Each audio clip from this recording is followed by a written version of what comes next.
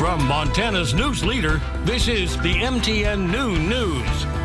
Good afternoon and thanks for joining us on the Noon News. I'm Diane Parker. Miller has our Wednesday forecast. Plus, a major warehouse is coming to Montana. A lot of speculation about what it could be, even Amazon. But first, our top story. A district judge in Helena is blocking 3 new Montana abortion laws from taking effect. MTN's Jonathan Ambarian was in the courtroom when the decision was made. During hearings on Tuesday afternoon, attorneys representing the state of Montana and Montana abortion providers painted very different pictures of the state's authority to implement laws regulating abortion. The state has the police power to regulate health care, and that includes the area of abortion. The state's arguments here to the effect of, oh, it's not so bad, it's not really that much of a restriction. That's not how constitutional law works when it comes to fundamental constitutional rights.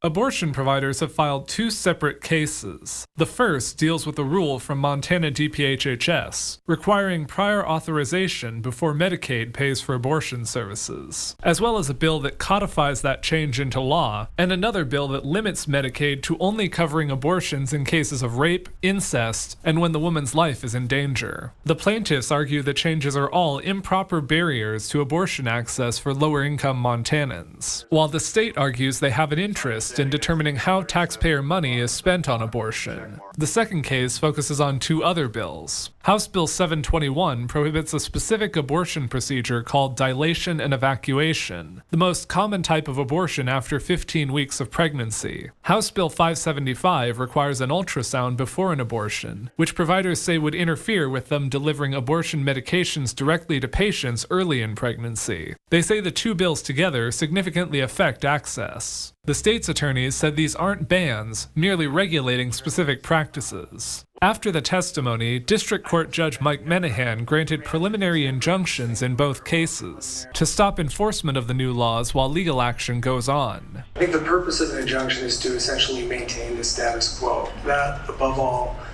considerations, is the most important one for me. Menahan said he plans to release a written order fully explaining his decision later on, but because of his current heavy caseload, he didn't give a specific time as to when that might come. In Helena, Jonathan Ambarian, MTN News.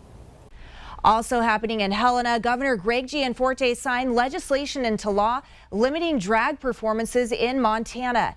This prevents schools and libraries from hosting drag story hours similar to the event hosted last year by Zoo Montana. It also bans sexually oriented performances in front of children on public property or at businesses. Supporters say the bill is a response to explicit behavior at shows in other states, while opponents believe it's unnecessary and overly broad. This noon, a homicide investigation is underway in Great Falls. Great Falls police say it happened just before 2 a.m. Police responded to a report of a disturbance in the 800 block of 17th Avenue South in Chowan Springs Park. They found a deceased 51-year-old female from Great Falls. The press release points to a physical disturbance of some sort. No arrests have been made and detectives are actively investigating. They say the event does not appear to be a random attack and there is no elevated threat to the public. Of course, if you have any information, you are asked to call the detective at 406-781-8926. Yellowstone National Park says a bison calf is dead because of a park visitor. Now park rangers are asking for the public's help. Officials say last Saturday evening an unidentified man disturbed a bison calf in the northeastern corner of the park. The man is described as a male in his 40s or 50s wearing a blue shirt and black pants. He approached the calf near the confluence of Soda Butte Creek and the Lamar River. Rangers say the man pushed the calf up from the river onto the roadway. Visitors later saw the calf walking up to and following cars and people. Rangers attempted to reunite the calf with its herd, but the bison refused to accept the calf back into the group.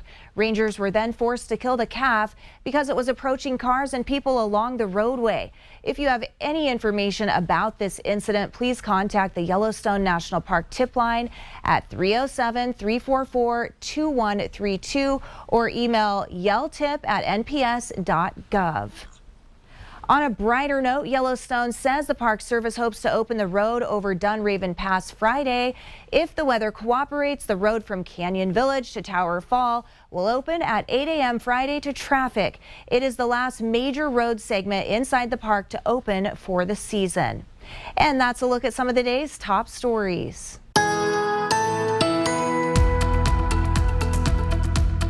Good afternoon, everyone, and welcome to The Hump. Happy Wednesday. Our local forecast coming up. But first, what's going on across these United States? Let's take a look at those weather headlines for the 48s. Southern Plains and Florida, severe storms and excessive rainfall possible. The Southwest staying oh so hot. Look at that. Phoenix trying to get up to 99 today. Vegas trying to get up to about 96.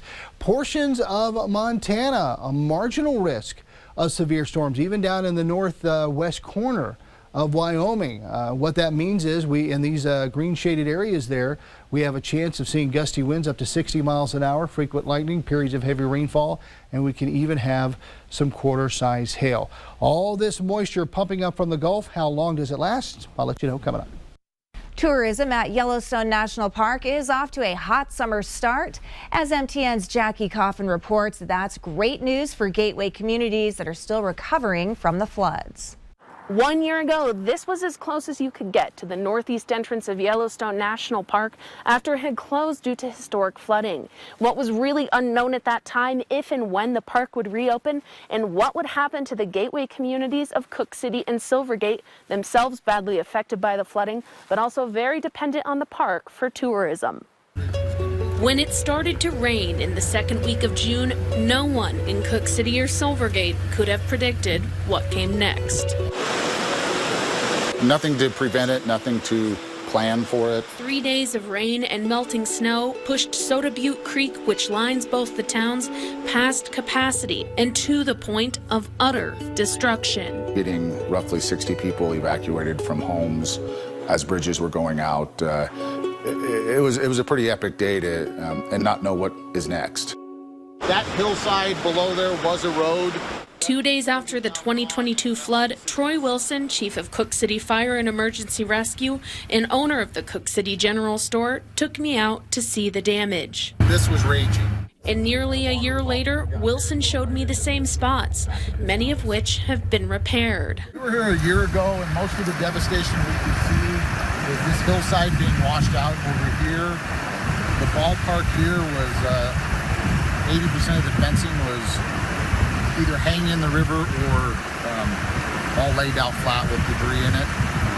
Back this way was all water that had come through here, hence all the new rock and the piles of debris. And others, like the beloved community softball field, which have not. Just wiped out that whole outfield part of the fence. But the toughest loss for the gateway towns was economic. We were down between 70 and 75% down.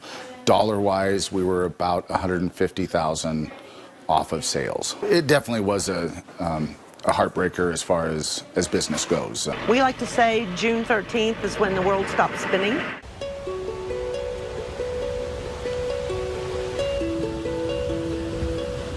The towns and their businesses just 3 miles from the northeast entrance of Yellowstone Park sat watching as the park closed all access for visitors on June 13th. Roads to the iconic Lamar Valley were completely washed away. The northeast entrance finally reopened in mid-October, but the damage was done. It takes an event like that to realize that when you're a gateway community and the gate is closed, you're done. Already, summer tourism shows signs of being back, and these businesses are optimistic. We're surviving all right, and Cook City is a great place. In Cook City, Jackie Coffin, MTN News. Up next, Miller's in with another check of the day's weather. Plus, a new construction project in Billings has the rumor mill churning. People say it's the future home of Amazon, maybe Coca-Cola. That story after the break. The MTN Noon News continues right after this.